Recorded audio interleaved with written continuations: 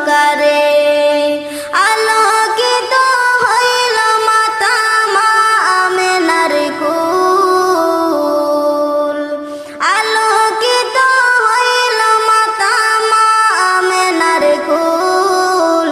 সকল নবী হইতে শ্রেষ্ঠ আখেরি রাসূল, তুমি কোন বাগানের ফুল। দু জাহানের বাদশা নবী পাইয়া সুখবর,